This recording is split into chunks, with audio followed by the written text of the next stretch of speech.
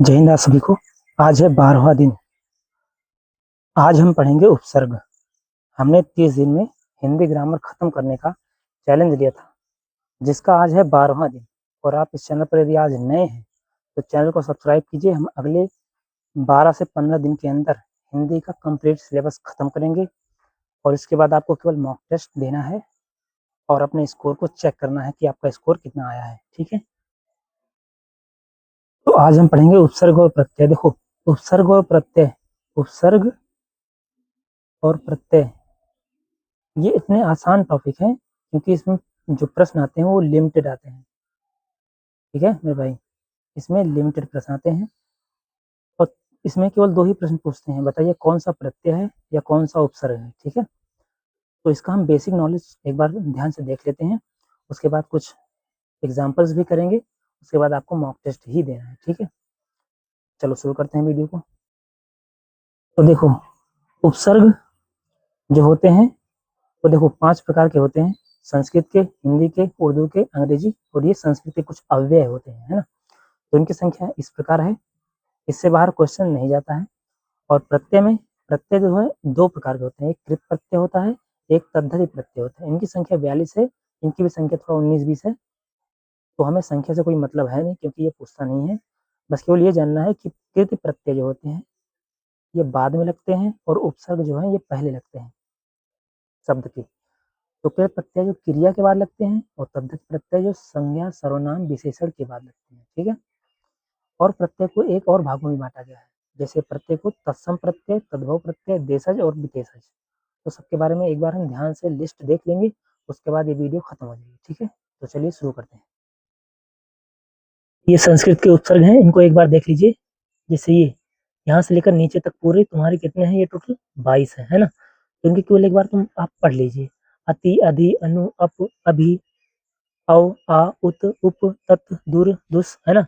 इनको एक बार ऐसे पढ़ लीजिए और इनके बाहर जो है एग्जाम्पल दिएगा, इनको एक बार देख लीजिए। ठीक है, अब इनको देखो कैसे करना है।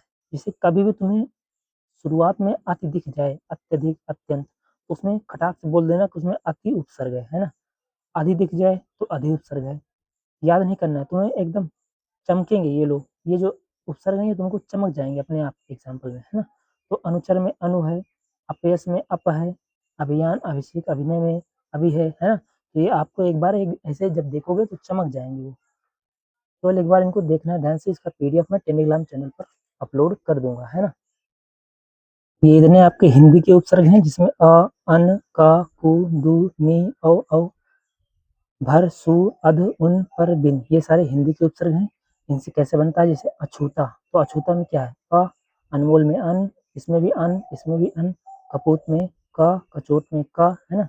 तो उपसर्ग पूछे तो क ऐसे बता देना है तुमको। क उपसर्ग, इसमें कु उपसर्ग, कुचाल, कुचैला, एकदम आसान है। अच्छा, ये जो अर्थ है इसका, उपसर्ग का अर्थ अभाव होता है, निषेध होता है। या ये क्वेश्चन में पूछता नहीं है, लेकिन अगर मन करे तो देख लेना एक बार। वैसे क्वेश्चन पूछता नहीं है तो तुमसे केवल उपसर्ग के बारे में पूछेगा, बताओ कौन सा उपसर्ग है इसमें। तो ये केवल बताना है। सुडौल में सु है ना। अधपका में अध है, इसी तरह। ठीक है, तो चलिए आगे बढ़ते हैं एक बार ध्यान से। अब देखो ध्यान से, अरबी फारसी के उपसर्ग हैं कुछ हमारे, एक बार ध्यान से देख लीजिए इसको यहाँ पे। जैसे अल का मतलब होता है निश्चित, अलबत्ता, अलगरज, अलमस्त, है ना। कम, इसका मतलब होता है थोड़ा ही। कम अक्ल, कमजोर, है ना, कमजोर, कम बख्त, है ना, जोर, कमजोर, है ना, इसी तरह। तो ये उपसर्ग है। निषेध में गैर का मतलब होता है निषेध, ये भी उपसर्ग है तुम्हारा। अरबी के उपसर्ग है गैर, है ना, गैर हाजिर, गैर कानूनी, गैर मुल्क, गैर जिम्मेदार। दर का मतलब होता है तुम्हारा भीतर, है ना। में, दरअसल, दर हकीकत। तो इस तरह है। आपको केवल एक बार देख लेना है। इसका टेलीग्राम पर हम चैनल पर, ग्रुप पर उसको पीडीएफ हम भेज देंगे एक बार। अंग्रेजी के उपसर्ग एक बार देख लीजिए ध्यान से आप लोग। जैसे सहायक, डिप्टी सहायक, डिप्टी कलेक्टर, डिप्टी रजिस्ट्रार, है ना। तो ये उपसर्ग जो है डिप्टी है, सब है, वाइस है, जनरल है, चीफ है, हेड है। तो जब पेपर में कभी भी तुमको ये सब दिख जाए तो समझ लेना कि यही उपसर्ग है। अगर कहीं पे तुम्हें डिप्टी कलेक्टर दिख जाए तो डिप्टी ही उसका उपसर्ग होगा। ठीक है, तो आराम से बता लोगे। ठीक है, तो देखो उपसर्ग के समान प्रयुक्त होने संस्कृत कुछ अव्यय हैं, जैसे अध, अंत, चिर, पुनर, है ना।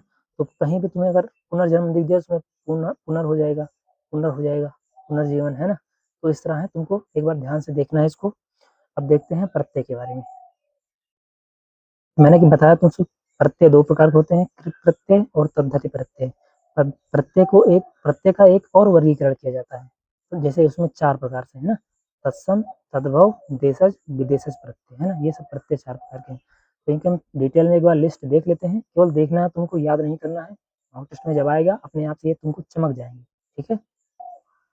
मैंने बताया था कृत प्रत्यय जो होते हैं वो तुम्हारे कहाँ लगते हैं, क्रिया के बाद लगते हैं, ठीक है। तो घूमना एक क्रिया है, घूम के बाद अक्कर लग जाएगा तो घुमक्कड़ हो जाएगा, ठीक है। भिड़ना या रटना, उड़ना, घूमना, ये सब क्रिया है, काम हो रहा है ना। तो इसमें अगर अंत या अंत जुड़ जाता है तो भिड़ंत, रटंत, उड़ंतु, घुमंतु ऐसा हो जाता है, ठीक है, उदाहरण में। तो ये कृत प्रत्यय जो होते हैं वो क्रिया के बाद लगते हैं, तो क्रिया के बाद कभी प्रत्यय अगर लगा तुम्हें मिल जाए तो उसमें कह देना तुम कि कृत्य प्रत्यय है, ठीक है। लेकिन ये पूछता है नहीं, केवल पूछते हैं तुमसे कि कौन सा प्रत्यय लगा है। तो इसकी एक लिस्ट एक बार ध्यान से देख लीजिए, ये सब लिस्ट है। इसका टेलीग्राम चैनल पर हम लिस्ट भेज देंगे तुमको कंप्लीट, उसको एक बार रिवाइज कर लीजिएगा, उसके बाद मॉक टेस्ट दीजिए, आपका काम हो जाएगा, ठीक है। चलो, कृत प्रत्यय के बाद हम देखते हैं तद्धति प्रत्यय। इसमें जो तद्धति प्रत्यय होता है वो संज्ञा सर्वनाम या विशेषण के बाद लगता है, ठीक है। तो भूख, ये तुम्हारा क्या है, वह भूखा है, भूखा है। अब भूखा है तो देखो ये विशेषण बन गया है ना, तो भूख क्या है, संज्ञा है। प्यास क्या है, संज्ञा है। तो इसके अंत में लग जाएगा तो भूखा या प्यासा हो जाएगा, तो ये विशेषण हो जाएगा, ठीक है। वह प्यासा है, तो वह कैसा है, प्यासा है। संज्ञा की विशेषता जो बताते हैं उसे विशेषण कहते हैं, तुमको तो पता है। अगर नहीं पता है तो हम आपको अच्छे से बता देंगे, ठीक है। अभी तो केवल 12वां दिन है, 30 दिन के अंदर आपको कंप्लीट करा देंगे। तो ये लिस्ट है, एक बार इसको देख लीजिए ध्यान से। आँख है, चटाक, तड़ाक, भड़ाक, है ना, इस तरह। तो ये सब है तुम्हारी पद्धति प्रत्यय हैं, इनको एक बार ध्यान से देख लीजिए।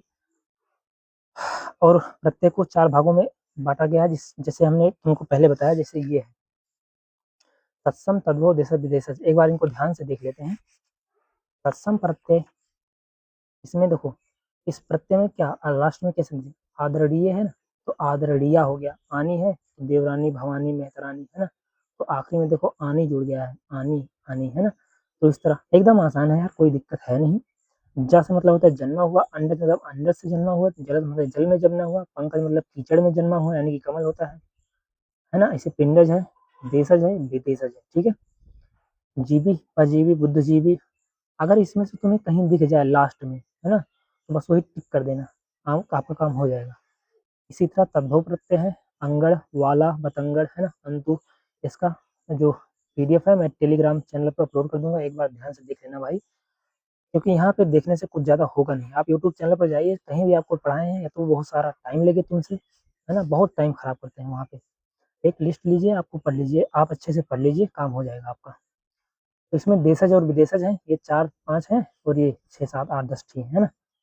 तो इनको एक बार अच्छे से पढ़ लीजिए, उसके बाद हम आगे बढ़ जाएंगे। तो देखो हमने क्या पढ़ लिया, कृत प्रत्यय पढ़ लिया, लास्ट में लगते हैं। प्रत्यय तो लास्ट में लगते हैं, उपसर्ग पहले लगते हैं। इसकी संख्या यहाँ पे लिखी है, इनकी संख्या 42 है लगभग, और इनकी भी संख्या 19 से 20 के करीब है। और ये देशज और विदेशज, इनको भी वर्गीकरण किया गया है, इनको एक बार हम ध्यान से देख लेंगे, ठीक है। पीडीएफ टेलीग्राम पर है, उसको एक बार देखिए ध्यान से और आराम से मेहनत कीजिए। अगली वीडियो में हम पढ़ेंगे समास। चैनल पर मेरे भाई नए हो तो सब्सक्राइब कर लो चैनल को, क्योंकि अगले 4 से 5 अगस्त तक हम सिलेबस को कंप्लीट डिस्कवर कर लेंगे, ठीक है।